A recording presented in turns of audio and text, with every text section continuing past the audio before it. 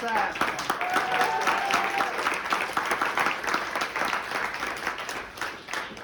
Hi. Hi. It's so great to be here with all of you all. And I know I've told you this before, but I've been in the audience at several of your shows, so I'm really honored to be here Oh, now. go on with you. By the way, that was sincere applause. So I don't know how much more of that we'll be hearing. Anna, who's your person? My person is my ancestor named Hillel Rivlin. He is my great to the sixth grandpa, so great, great, great, great, great, great grandpa. He is one of 256 ancestors at that level that each person has. And what happened was after my grandma died in 2016, my aunt was going through her letters and she sent a photo of this and it really affected me. She had a photo. She sent a photo. Hillel. A photo of my grandma's letter that she wrote in 1957, Right. referencing this ancestor. She didn't trust you with the original letter, did she? I don't know where it is. I don't know if she knows either at this point. So go ahead. No, go. She said, Dad's, which is my great-grandfather was sent by the Vilna Gaon 175 years ago to set up a yeshiva in Jerusalem. From Vilna, he went to Odessa, which is a port city in Ukraine, by carriage, which took several weeks. They missed the boat by 2 days and had to wait a whole year for the next boat. A few months later, they learned that the ship had sunk. The ship that they missed? Yeah, that they missed had sunk. Wow. I know. And so after my grandma died and I had this letter, I was just really affected by thinking about all my ancestors and all of those random moments that we know and we don't know that bring us to this moment. And sometimes I just think that, we underestimate the force of randomness in this universe, and that the randomness can be beautiful and the randomness can be tragic, and it's tragic for those people who were on the boat, and it's in some ways like this miracle, because had my ancestor, this one of 256 of my ancestors back then, been on that boat, I don't think I would be here today. No, you wouldn't. Yeah. Now my head is spinning. I don't know how to do this. But of all these 256 people, why Hillel? How did you pick that? I mean, well, I didn't know who it was. I had the wrong ancestor at first, and then I was trying to figure out who was this, because my grandma doesn't mention it by name. And I come from a family with a lot of rabbis, and because of that lineage, on one branch of my family is very well documented. And so I spent hours on genie.com, like trying to go back and back and back and be like, maybe it was this answer, maybe it was this ancestor. And then finally I found the right one and he had a Wikipedia page that confirmed it. He has a Wikipedia page? He does, yeah. Man. Yeah. So what are the dates that we're talking about, Anna? Around when was he born and when did he die? Do we know? Yes, he was born in 1758 in Belarus, and he immigrated to Jerusalem in 1809, and he died there, I think, in the 1850s. Uh-huh. Yeah. It's funny, missing the boat thing, but people always have God was merciful. God kept me from getting on this boat that was going to sink. But nobody ever blames God for the people that were on the boat. Yeah, I mean, I don't think. Don't you think God gets a free ride in this? I don't. Yeah, personally, to me, it's not God. It's the randomness, right? It's the randomness of life, which can be both the tragic and the beautiful. Yes. Yes. And I don't think there's rhyme or reason for that. It just exists. And so much of our history, I think we like to make sense of it as like this happened for a reason, or that this is God's plan. I don't believe that. I just believe like that things unfolded in another universe, potentially in a parallel universe. He would have gotten on that boat because the weather would have been fine. But in this other universe, they would have flying dogs. And the dogs It would be could really be. big. And you could take a flying dog from Odessa to Jerusalem, which is not really very far for a dog that can fly. Yeah. In my opinion. So I mean, if you're going to have another universe, let's have another universe. Yeah. Not just this one with faster horses that Yeah. get you right into the boat. It seems like a missed business opportunity too, that the boat from Odessa to Jerusalem, there was only once a year. I thought the MTA was doing a bad job. And I had to wait like 4 minutes for my train, so I'm just a crybaby. It's not any big a deal. But I don't think many people, well, how many people in this room believe that, well, things happen for a reason? Yeah. Well, a hefty minority, but still a minority. The more modern people, you do. So you don't. No. I because then there are those tragedies that are inexplainable, and so how can you, I just think, how can you believe something happens for a reason and then something tragic happens? And I think you make the best of it and you try to find meaning in whatever happens, but I don't think that means that it was for a reason. So, what about, to drag us back to Hillel, what do we know about him? He went to yeshiva, yeah? He was a student of this Vilna Gaon, who was like a big rabbi in Lithuania then in the 1700s, and he was sent personally by him to establish one of the first yeshivas in Jerusalem, and he's credited for like reestablishing the Ashkenazi Jewish presence in Jerusalem. And he, at the time, you know, like, he came from a lineage of rabbis, so for him it was like very religiously motivated to be in the Holy Land and studying there. Do you know that movie where Gene Wilder is a rabbi? I think he's in Vilna, right? Really? Rabbi of the Range, yeah, with Harrison Ford. It's fantastic. The Frisco Kid. And he's sent from this, you see, this is maybe 100 years later, or 150 years later, it's cowboy times. When are cowboy times? It's dinosaur times, then cowboy times. That's my grasp of history. Yeah, and he has to go to San Francisco. He has to cross the United States. And then, well, you should all get this movie. You would love this movie. It's like Hillel 100 years later, but it's Gene Wilder. It's great. Yeah. And then I also found, this is a little bit of a humble brag, but that my family goes back to Rashi also, who was a great scholar in France in the 1400s. And so there's this woman on my block who's quirky and in her 80s and doesn't have the best memory, but she's very sweet, and every time she sees me she tells me she's a descendant of Rashi, and now I get to tell her also I'm also a descendant of Rashi. So you don't have to take any more crap from this woman. This is great. This is a happy ending. When you start learning about one of your forebears, it's someone you've never met, and until fairly recently you didn't even know existed. No. Do you feel an intimate personal connection to him?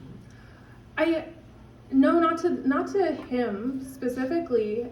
I just think, you know, there's so many things that bring us to this moment, and so many stories that we don't know about our ancestors, and like future generations are gonna have an incredible archive of like everything that I did. You know, they're gonna have so many screenshots and emails and text messages and photos. And in the past, you know, like I'm lucky because I do have access to some of this history of my family, but for most of my family's history, I have no relation to them. I barely know their names. For most of them, I don't know the names. And I think that's, you know, I think it's sad. It's sad, especially for people who were not as prominent. Well, I often feel slightly the opposite about, or I'm aware of feeling technologically superior to the past. That, yeah, sure, I have embarrassing diaries going way back, but they're written in earlier versions of Microsoft Word, and even those I can't open. So I don't want to, I mean, these words may be obscure to someone as young as you, but I have stuff on floppy drives. I don't know, the older people can explain to the younger people what that was. And no one's going to be able to open that stuff. No one's going to be able to read that stuff. But there's this other format. There's this thing called a book. You know, there's this thing called paper. Well, that seems very material to the arts. You respect the old ways. That stuff doesn't, you know, don't you think that your forebears, by writing things down, have a better chance of being remembered than you do? I don't want to burst your bubble. Through history, yes. Yeah. Yeah, there's also an issue of, I think about that a lot, like the books getting lost. You know, in Egypt, there was I think it was in Alexandria, the Great Library that burned down, and all that knowledge that was stored there. Gone. And yeah, so yes and no. Yes and no. Yeah, but if they had it on floppy disk, those floppy disks would have been unreadable after that fire. And I think that there's some technology here, or like in the electronics section, that maybe would accept floppy disks. Here, yes. Yes. Yeah. So this is not just an artistic resource, but it's a historical resource. Yes. I hope you're getting money from the NEH too, not just the NEA. Does this make everybody want to go home and back up? You're not going to print out things, are you, and bury them in your backyard? No, I'm lucky because I have it all digital, and if I had the physical things, I would have a very hard time going through them. Like, I already have, my mom, which for better or worse, saved every like drawing that I did throughout my life, and like every piece of paper that I wrote on. And so I have all this stuff from like pre-K through high school, literally in a clear plastic trash bag, recycling bag. And years ago, I spoke to my therapist about like, should I just recycle this? And I haven't been able to. And so I'm glad actually that like by having it digitally, I don't have to have the physical thing and like suffer through that decision-making process. But you can't, I mean, it would be like throwing away your own past. And I'm thinking, well, like there's some gems in it. I know that there are some gems in it, and so like maybe I actually do want to spend some time going through it. Yeah, or even if you don't, maybe your descendants will. I mean, there's something called Swedish death cleaning, where you prepare like as if, my dad's giving me a look, it's a real thing, but if you prepare like you're going to die and you don't want your kids to have to go through everything, and so you go through the stuff. Otherwise, I think it does become a burden. We experienced this with my grandparents, my mom's parents, especially like going through their house. And they had boxes of coupons from the 1980s, and some of them were still good, but a lot of them were expired. And they went through all of them. They went through like literally every single piece of paper. And so, yes, in some senses, like that's a nice experience in terms of grieving. Like that could be a form of grieving. But also, I think that that's something that a lot of people, at least in Sweden, have realized, like that you don't want to pass that burden to your kids. So the deep metaphysical lesson we can take away from this segment is don't leave your children expired coupons. That's a good lesson, yeah. That's a good lesson? Yeah. That's as good as we'll get. We'll take a moment and we'll be right back.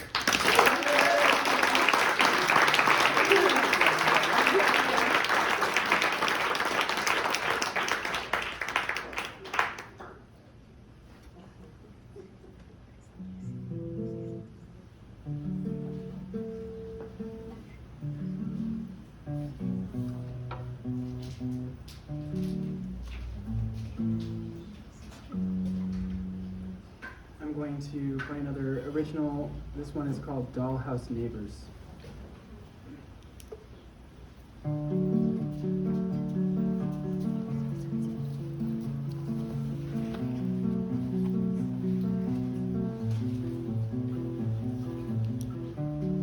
There's a house across my urban backyard, 40 feet away. Windows tall and wide, no curtains nor blinds, contents on display. When I look outside, can't help my eyes from wandering its way. Dollhouse neighbors, do me a favor, won't you close your blinds?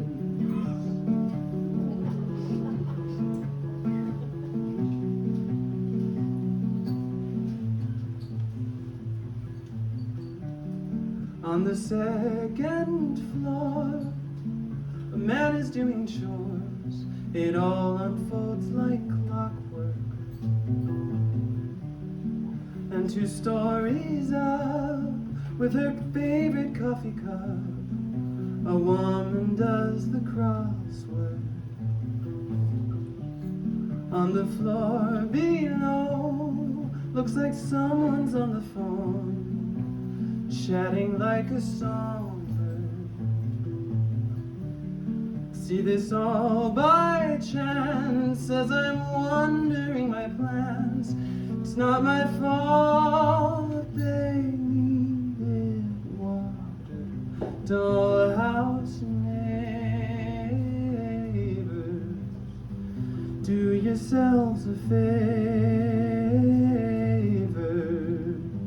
Won't you close your, won't you close your blinds? Ah, ah, ah, ah,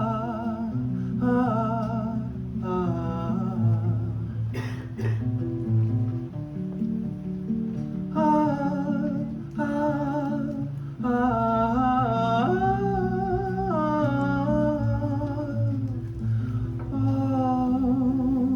dollhouse neighbors, do yourselves a favor. Do me a favor. Dollhouse neighbors, dollhouse neighbors, won't you close your blinds?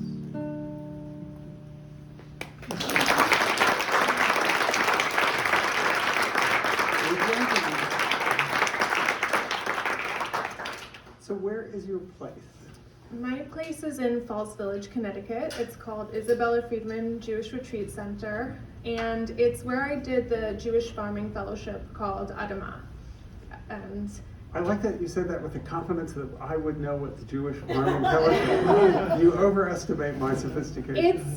it's a 3-month intensive farming and intentional community and Jewish and agricultural learning fellowship. And a lot of people go there when they're in these like transition periods in their adult life. So I beforehand was working at an investment bank, and I was doing mergers and acquisitions and capital raises. I was, yeah. This is like a story of sin and redemption. You know, at the time I found ways to like really to try to feel good about the work that I was doing. Well, yeah, burglars do that. Yeah, there were positive aspects to it. And now I'm more critical of like the conglomerates that, you know, like a lot of it was selling to existing conglomerates and increasing the amount of like corporate domination. And the mega corporations that exist in the world, but at the time I thought about like more preserving jobs and preventing companies from being bankrupt, and in some cases like I worked on a lithium-ion battery technology that is important research and has many different applications. So at the time I was like trying to like really feel good about it, but it's hard. I was working long hours, and when you're doing that, and to me not saving a life, it's really hard to like justify missing birthdays and concerts and, you know, leaving the office late in the evening and working weekends and all those sort of things. So I did a retreat at Isabella Friedman, and I fell in love with the place. It's situated in between mountains, or like with mountains around it. It has a lake called Lake Miriam.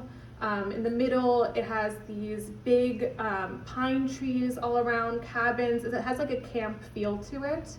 And within 2 weeks of going there and learning that this new cohort of Adama was starting, I quit my job and then made this big leap. And some members of my family were not super supportive of it. Did they use the word cult? No. It's what's really nice. One good thing about Judaism is like it's very cult averse actually overall. I would say like, and maybe that's a different discussion. But like, but it's not.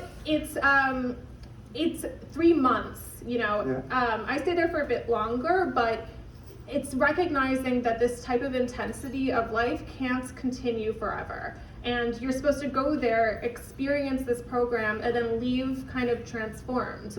A lot of people do leave transformed. I left transformed.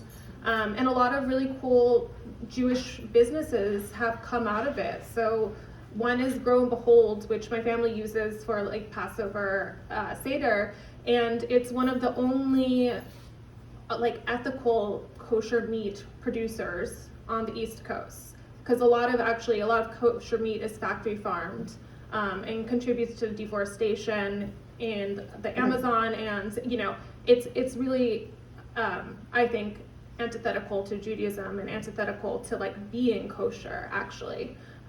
So like a lot of really cool businesses or a lot of cool innovations in the Jewish community come out of this space. So it's it's devoted to a kind of ecological, earth-friendly Judaism. Yeah, it's very land-based Judaism also. And I went to a Jewish day school, but had never really experienced this where, you know, as part of, we would have Avodat Lev, which is like service of the heart in the morning. And as part of that, sometimes we would like walk in nature and observe a tree. And that would be part of the prayer. And I had never experienced that before, of like thinking that connecting with nature could be part of my spiritual practice and could be part of Judaism. Is this an attempt to graft something onto Judaism that's not inherent in Judaism? No, Not that there's anything wrong with no. that. I You actually think we've lost a lot of that over the centuries. Like we have still the birthday of the trees, Tu B'Shvat. We also used to have the birthday of the animals. We've kind of lost that tradition. A lot of Judaism is very earth-based. There are prayers for when you see a rainbow.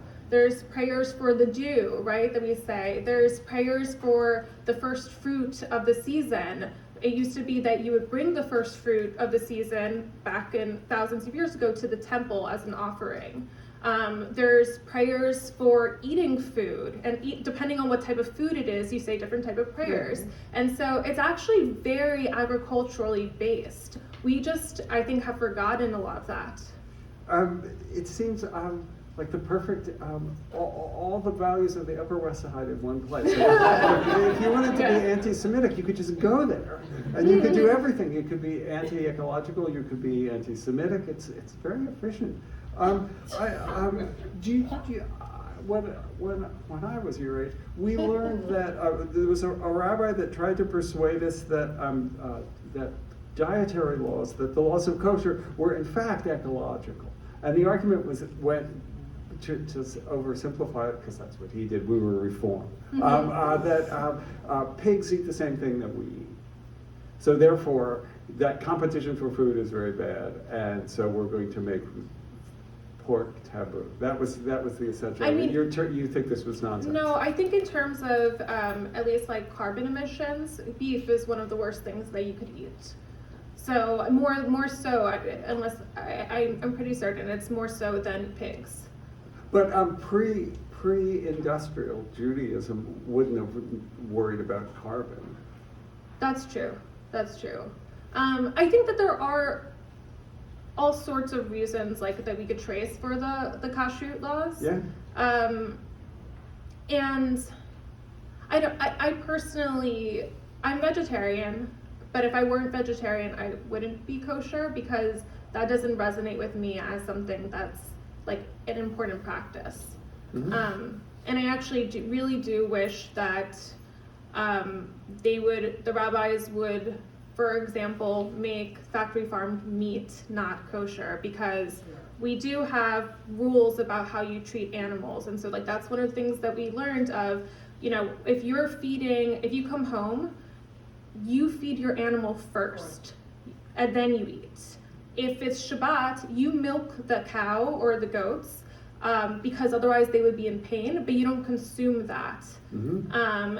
If you're taking the eggs of a bird, you don't kill the mother and take the eggs.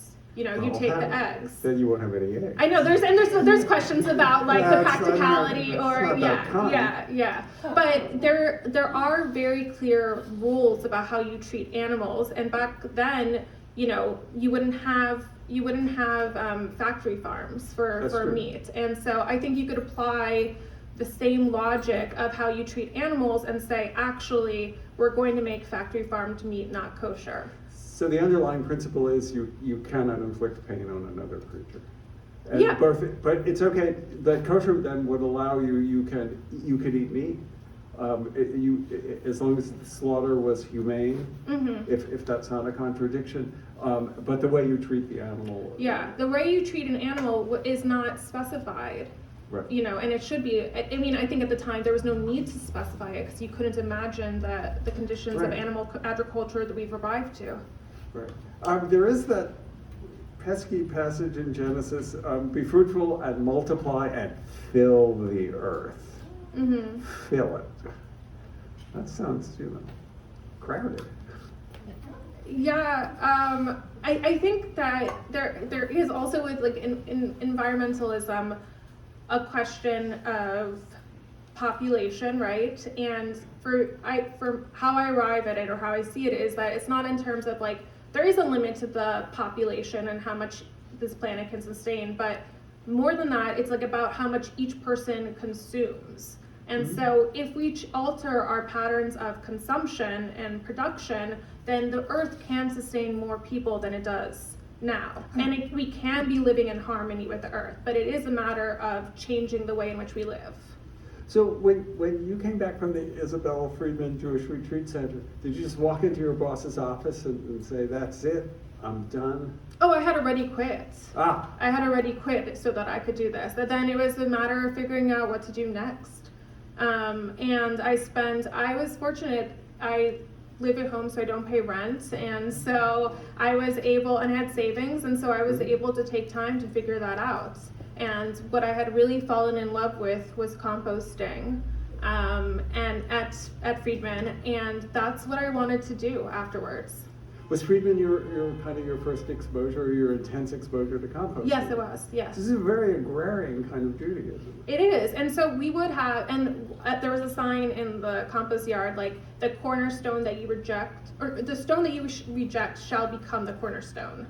And that idea kind of applied where we would feed the food scraps to the chicken, and then the chicken would eat the food scraps, we would eat the eggs, we would compost the eggshells, we would turn all of that into compost and use that to fertilize our farm and produce more food.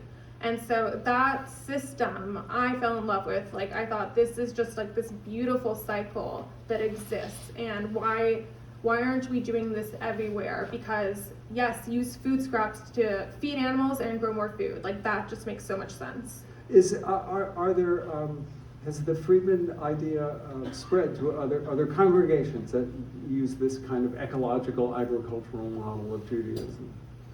I think some. I think the closest would be like the renewal movement, which is more earth-based Judaism. I think that more needs to be done, and a big rubbing point is like the convenience, especially like, for example, if you're having guests over for Shabbat dinner, or like a party, and the need for convenience and having these many guests, and like a lot of times that means disposable stuff versus sustainability, which is switching to reusables. Well, we don't want to give up having parties with food. That's in the Torah, right? we want to have people come over. Yeah. I noticed on their site they use the phrase "earth-based Torah." Can you say a little about that? I wasn't quite sure what they meant by that. I think it's all those things of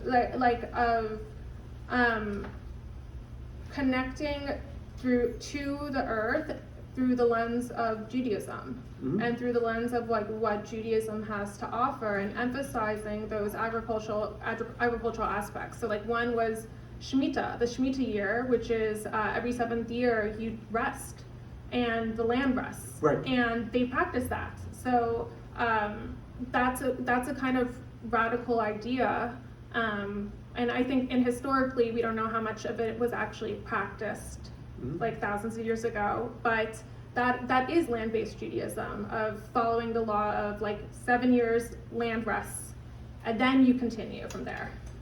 Is there a role for politics in this, or is the emphasis on individual transformation?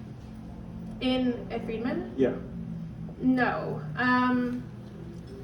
not really, because it is a nonprofit. But I mean, like, I think you can guess what type of politics there were. Yes. Yeah. I think I have guessed them. They're in the politics of my neighborhood. I live in West Nine. Yeah. Call before you come by. Let's take a moment and we'll be right back.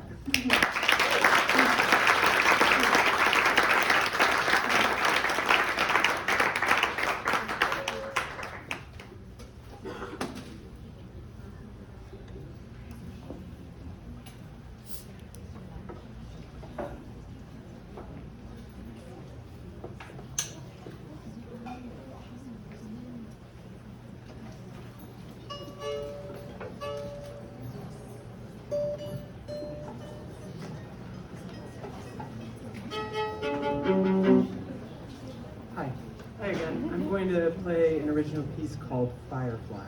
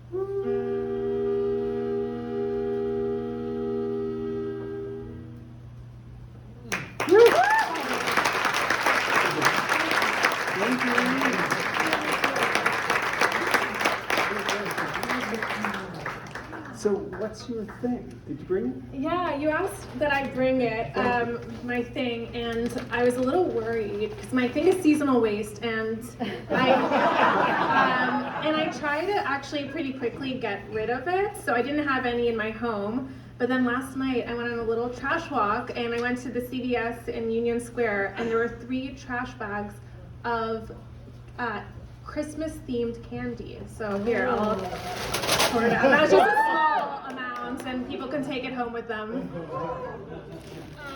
So you could see what I have is M&Ms. They're best before 07-2023. The yellow M&M and the red M&M are wearing Santa hats, and they have Christmas lights around them, and a Christmas tree in a Santa bag. And so they are no longer suitable to consume because they're related to Christmas, and Christmas has passed. And so there was an entire trash bag of these, and then there was a trash bag of these Dove ones, and these are dark chocolate peppermint bark. Now, those are good. Yeah. Unlike This is the for M&M. you. No. Well, maybe one. And they're also Christmas themed, and so therefore you have to toss them. And they were also, I didn't bring them, but like the little Lind Santa figures. Oh, those are really good. Oh, I'm sorry, I didn't bring them, but I understand. Why would anyone ever eat an M&M? But that's an. There's Lind, there's Dove. Yeah, to me, I'm really glad that I found this because this, to me, is like perfectly encapsulates the absurdity of corporate waste. Of, these are not expired. They're not nearing the expiration. Even if they were expired, they would still be fine to eat because the date put there, I always try to point out to people, it's a date put there voluntarily by manufacturers that indicate peak quality, especially for chocolate. Not that way for like baby formula. That's a legit one. But the fact that they're 8 months away from their peak quality being diminished, but you can't, according to like CVS, and actually it's really according to Dove and like M&M's and the other chocolate manufacturers, you can't continue consuming them or selling them because they are aesthetically no longer relevant. I feel that way myself many days. But so this is just a perfectly good thing that's thrown out because it has a picture of a Santa hat. Yeah. Yeah. I like that. Like 5 minutes before showtime, you can go to a dumpster and get your thing. I was really happy also because I was like trying. Really impressive. I was looking. I've been monitoring the different corporate trashes because typically it's really this week that things are going to be tossed.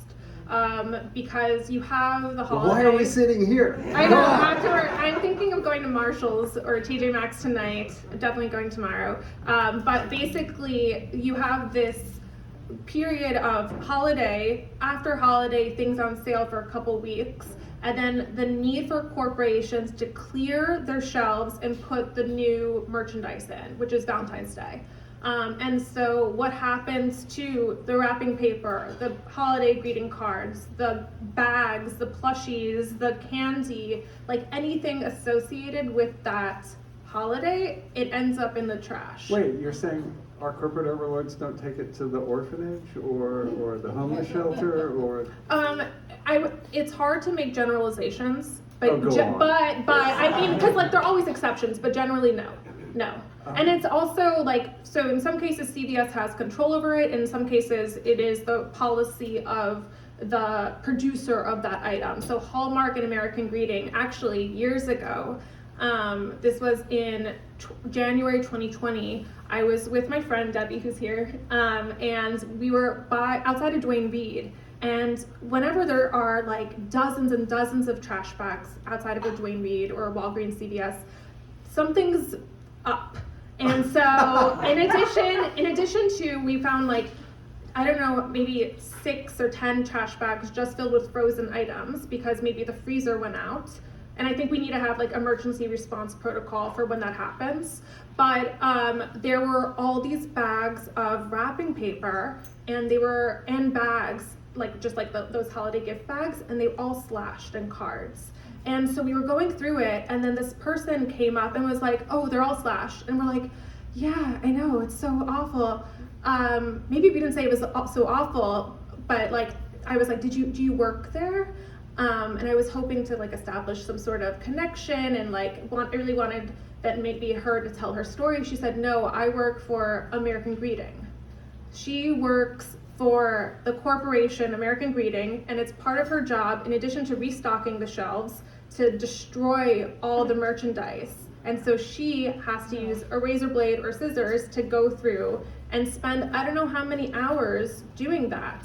But it's kind of this absurd system and dystopian system where she's being ordered to spend time destroying items. So like people talk about donation in terms of taking time, and it's like, yeah, it takes time, but so does growing trees, converting the tree into paper, shipping it to somewhere, designing it, and then having this person personally visit the store and then destroy the merchandise. And we actually then, we contacted Tara at Materials for the Arts, and my other friend Gabby, who's here, offered to drive me, and we brought,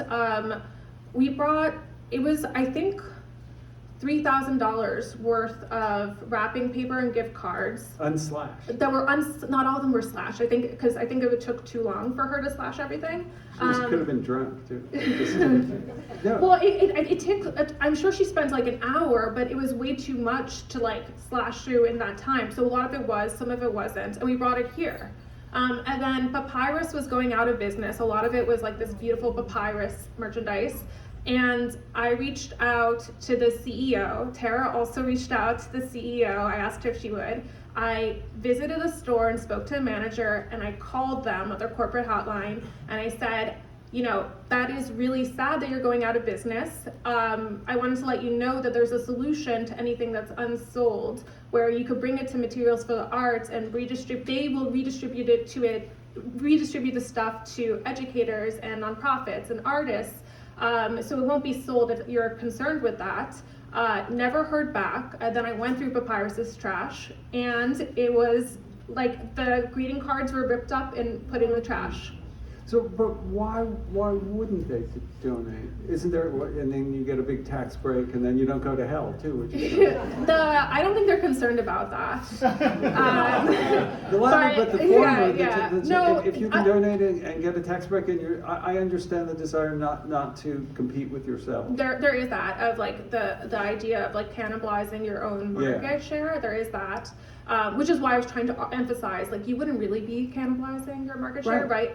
But I think the larger thing is that the difference in terms of, like you were saying, the tax break for destruction versus donation isn't big enough, because if you destroy, you also get to count it as a loss, and that lowers your taxable income, and so you pay less taxes on that. And it does specify that, like, if something is broken and arrives broken to your store, yes, you count that as a loss. It also specifies that this seasonal merchandise, if it's no longer in style, that you can destroy it and count that as a loss. Well, none of us want to wear Lester's wrapping paper. And well, what's also absurd about the system is that American Greeting produces the same Christmas wrapping paper every single year. It's the same design. It doesn't change. So why, this makes no sense. I know. Thank you. I know. You need a little trap. It doesn't make sense, and that's the point. I think that, and also corporations don't need to, at this moment, report how much of their inventory goes unsold, even though they have all of that information. But I've heard estimates, and it's hard to like get accurate numbers because it's only available to them internally, but something like 20% of merchandise does not get sold. Yeah. I've noticed, since the first, your person in your place had a sort of Jewish ideas running through them. Do you find less Hanukkah direct than Christmas direct? In New York City, I find both. In other places, you would find all Christmas. Well, yeah, but I mean, I guess what I'm getting at is are Jews less wasteful? Well, it's not up to Jewish people. I hate as a Jewish person, I hate that it's done in my religion, the name of my religion. In it's your like, name personally. And also, I think that, like, just if we're talking about historically, like, all of our Jewish holidays, have been influenced by being in America, right? And so this level, the idea of even giving gifts on Hanukkah, that's not inherent to Hanukkah. And so it's, on the one hand, it's kind of nice to be included in an American tradition, right? That, like, we could go and we have wrapping paper with menorahs on it. Yes, we do. On the other hand, it's disgusting because we're contributing to this, and And like I said, we have the holiday for the trees, and like this is not respectful to it's not respectful to the tree, to the planet, to everything that we have. So it's a lost cause there. Well, this will really make you sick. When I grew up in the suburbs in Reading, Pennsylvania, and my Uncle Jack had a tool and die business, and he had in the shop they made up giant menorahs. For my mother was one of 4 siblings, and they all lived in the same neighborhood. And you would open the giant bow windows in our suburban house, and there would be this giant menorah that my Uncle Jack made. That doesn't make me sick. No, I like that. You haven't met my Uncle Jack. No, but it was nice. We reused it every year. It was like giant mailing tubes. It was each candle was about 3 feet tall. Exactly, and I think for me, it's not that like I love stuff, and I want to make that clear. I love things, and I think that's one of the reasons why I'm so attracted to the trash and to like getting things from the trash. But I like things that are reusable, that are of a certain quality, that you want to hold on to them. What really I find disturbing is all the single-use products or the junk that we're making. So you'd approve of Uncle Jack? We use No, that I same love that. menorah I love every that. year. We drag it that- out of the crawl space. Yes, that And is the sometimes drag him ideal. out of the crawl space, but that's a whole other sad family thing. So it's I love stuff. I picture you now with a line of T-shirts. No. It would have to be like, you know, those single-use running T-shirts, like when you run a marathon. No, they're single-use T-shirts. Those are single-use T-shirts, basically. Like I find them. I go through the thrift store's trash, and a lot of times they're in the trash, and for that I don't blame them, because it's like, who wants the shirt of a marathon that you ran years ago? I do actually. You want? Well, I mean, yeah, in theory, yeah. That's why people I think like T-shirts as a sort of remember we did that thing. It doesn't have to be a marathon. I think people do want that, don't they? Don't you have T-shirts that commemorate something? A lot of times they end up in the trash. That says, not in. You hold on to them, My life is apparently very meager, and I'm clinging to this memory of some bike event I went to. Well, they get relegated to like, I'll wear this to bed type of thing. Again, that doesn't sound so bad. Yeah. You've gotten so tough since Yeah. I've known you, All and I've these- only known you for half an hour. I found also in like the thrift store's trash all of these New York City like I got vaccinated T-shirt, and that really annoyed me also, because like those are also single-use T-shirts They're not. produced by the city. I would wear that again. You- Yeah, with pride that I got vaccinated, and that's right. And if it's just like I got back after the plague, the next plague, it's going to be I got vaccinated in 2020, and I'm going to look like the survivor. Yeah. I like having these mementos. You don't have this kind of cheap sentimentality going on. Maybe there's like a happy medium of like the people who really want it should get it, but like a lot of times if like JP Morgan is doing a corporate volunteer day, they get those cheap single-use T-shirts made. And I've done a ton of corporate waste audit, not talking about them specifically, but I find them also in like the office buildings trash. Man, so Those maybe type this of is an argument. I never even heard the phrase. Did everybody here know the phrase single-use T-shirt? Yes. Wow. Yeah. See, this is it's worse than I thought. But maybe that's an argument against bad design. The JP Morgan and their stupid T-shirt and badly planned events. But I was vaccinated in 2020 at Columbia Presbyterian. Those people are great. I like having that shirt. Yeah, maybe it is like good design is good design, and like, and that could be really cool. I think that. And I don't want your pity. No. yeah. There is more of like this happy medium, but generally I hate swag. All right, that's a T-shirt I could see you wearing. But you Hey, will you take some questions from the audience? Oh yes, definitely. Before we do, join me in thanking Reed Jenkins and Anna Sachs.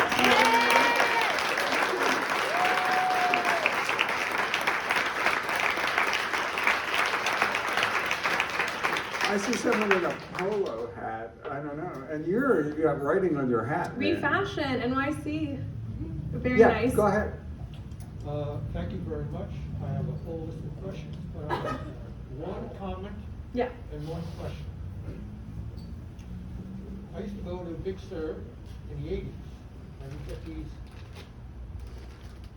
expressions. And one of them had to do with chaos and randomness. And this friend came up with the idea that chaos is the highest form of randomness. So I thought that was in terms of your. Interesting. The other one was, I think this year is the 300th anniversary of the birth of a guy named Adam Smith. And WNYC had a show on him, and that everyone knows him supposedly for Wealth of Nations, but his first book was called The Philosophy of Moral Sentiments.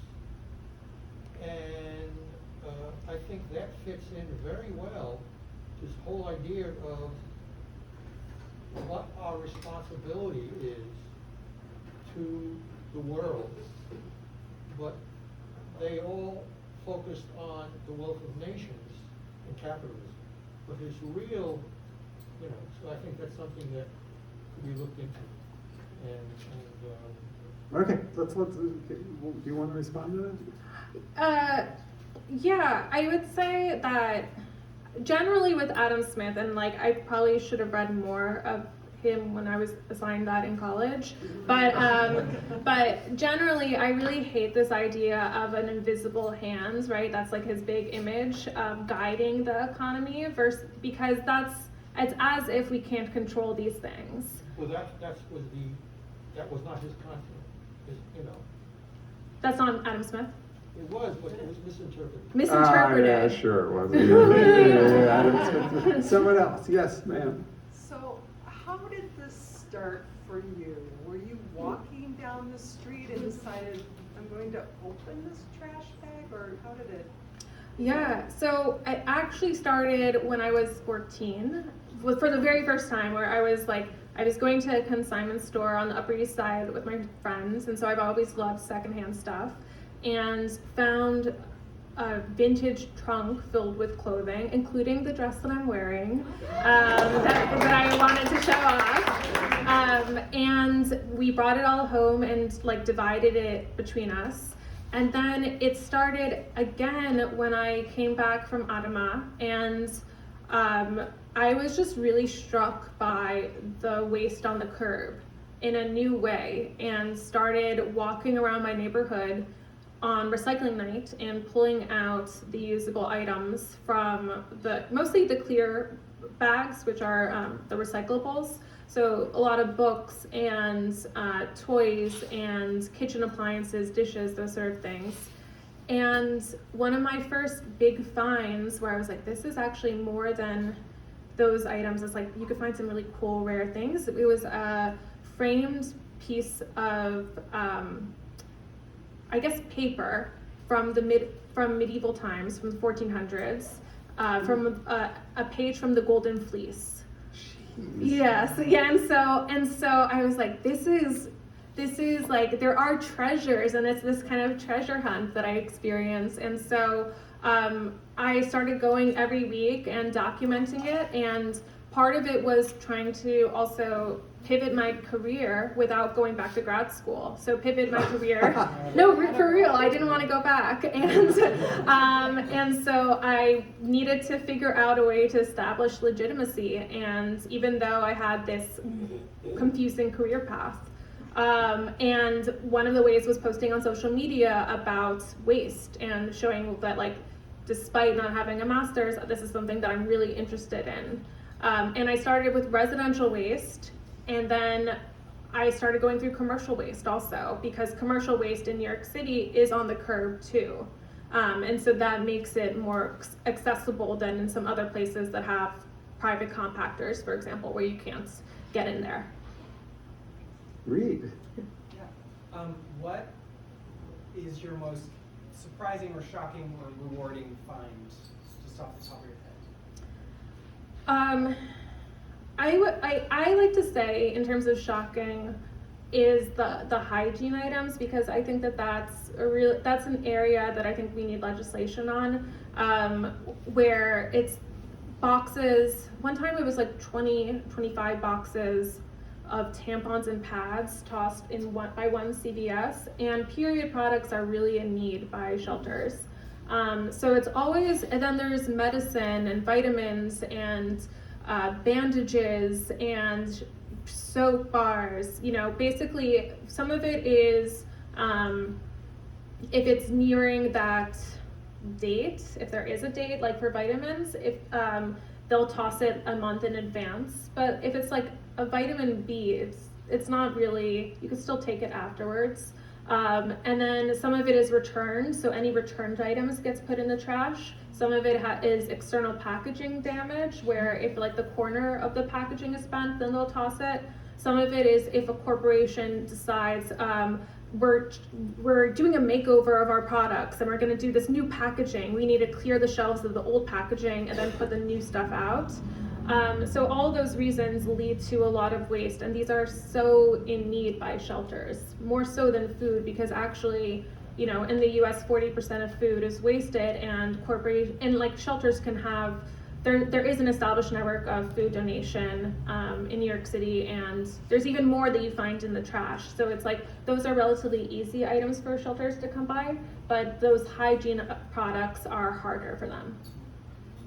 Yes. I am. So I was wondering, you go through the trash so often, and technically, when you put trash on the sidewalk, it belongs to sanitation. It's a gray area. It is a gray area. Anyone from sanitation ever said anything to you or tried to cease and desist kind of?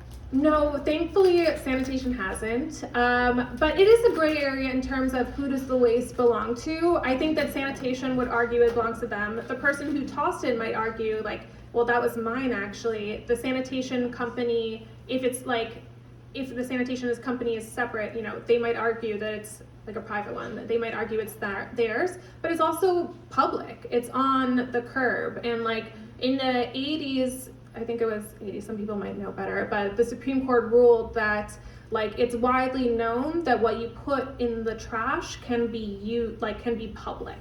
So people can take stuff, and they used it more to justify like seizing evidence from the trash for a case, but they said it's widely known that this can be taken by the public, or there is an element of public access to Supreme it. Court of the United States. Yeah. Wow. But I mean, some people say that it's like that's why it's kind of a gray area. I don't think they said it's right or it's wrong, but they said like this is something that's widely known.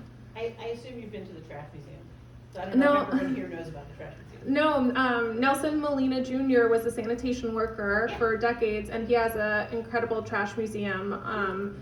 I actually have never been. I've been wanting to go. Yeah, It's yeah. fascinating. And he would collect all these items from the curb and kind of, it's a archive of, like there's a section of Furbies, there's a section of I do. Fez, yeah, We've yeah. done several shows Oh, you with have? TOS. Yeah. Yeah. We like those people very much. Yeah.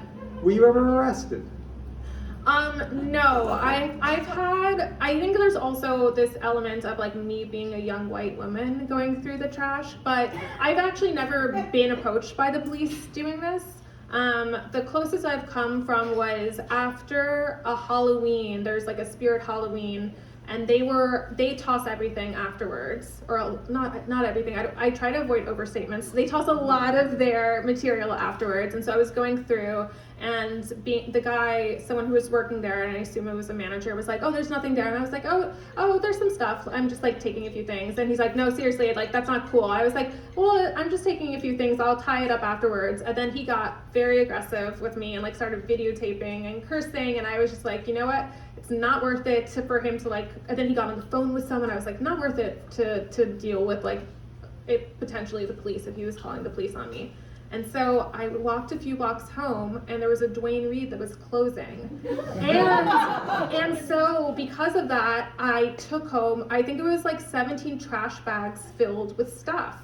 It was diapers, and it was medicine, and it was chocolates, and it was post-Halloween, so like the Halloween stuff and all of this stuff, and so it ended up being like a blessing in disguise, actually, because I would much rather save that than like the cheap single-use Halloween This stuff ties that up I so make. neatly with your forebear hello. Yes. Yeah.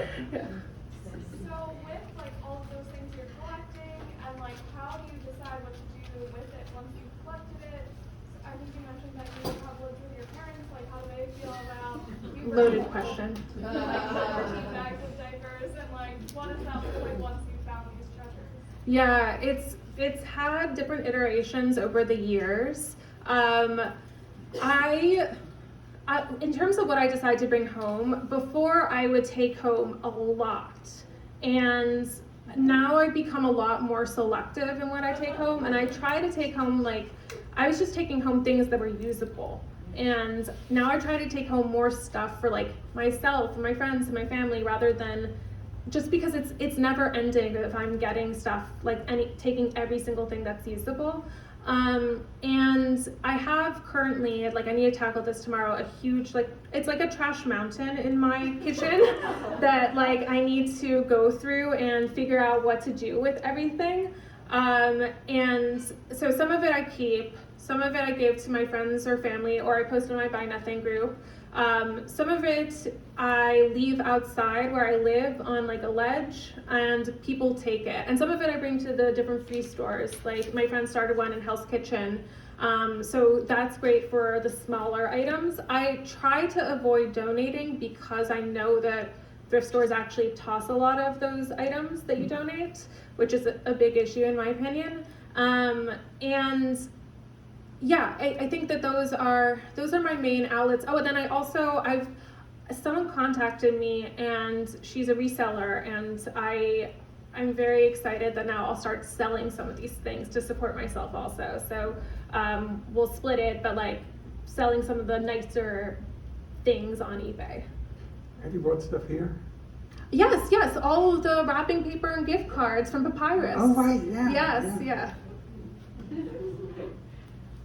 Yeah, and the guy behind you. I think you've inspired some freegans and dumpster divers tonight. I'm glad that you touched on the gray zone on the New York City curve. I was going to ask about that, but you and other dumpster divers kind of live off the underbelly of capitalism, and there's a lot of like weirdness in there. Like you do it because it's not right to waste all these things. And I know there's no silver bullet, but where do you see the future of waste? I mean, is this fixed through the retailer? Is this fixed through the manufacturer? Does the city or the state or the federal government have to make some laws? Is that socialist? What's going on here? Yeah, that's a great question. There's so much for the future of waste. I think I would love to see a non-proliferation treaty for stuff, because H&M, for example, will not voluntarily commit to decreasing the amount of garments that they produce per year, because they'll see it as a competitive disadvantage. And so I think it needs to be this larger pact of all the corporations coming together and saying that we need to produce less. We know that physically we're using 1.8 times what the earth can regenerate in a year. So we're way over budget. And corporations, I think, need to stop measuring success in terms of number of things that they produce, and can no longer have this assumption of infinite growth on a finite planet, which is a physical impossibility. And so I think we need to talk more. I mean, I don't love the term degrowth, but that's what it is. It's producing less. And so I think you could get it at it from many different ways. One could be like a voluntary pact between different industries or within an industry. One can be legislation, and I think, like we were talking about federally, we need to widen that gap between the destruction and donation, and also make it no longer acceptable, period, for corporations to continue this like overproduction destruction cycle. I think also, I love composting, right? And I'm a big advocate for it in New York City, but we need to talk about source reduction, which means producing less food to begin with, because we have too many calories in this country, not enough mouths. And at a certain point, even if all the food is donated, we're just going to be moving around food waste because it's just too much food that we have. So we need to talk about source reduction, and I think the easy place to start is like the candy, sweets, bread, pastries area. And I think that what I would like to see also is just like more domestic recycling in general. That's a big area of like, I don't want any of my recyclables to be shipped overseas. I want it all to be remanufactured here. And that really creates like a circular system, reduces the carbon emissions of like transportation, and creates local green jobs. So there's a lot. I think that there's so much to be done within waste, but really going up the EPA has a waste hierarchy, and the very first thing is source reduction. It's more than composting, more than repair, more than reuse. It's source reduction. Cool. I think we're just about out of time, but please come forward and have some horrible M&Ms and some delicious gum. These are very good. I had You one. can have it. And join me again in thanking Anna.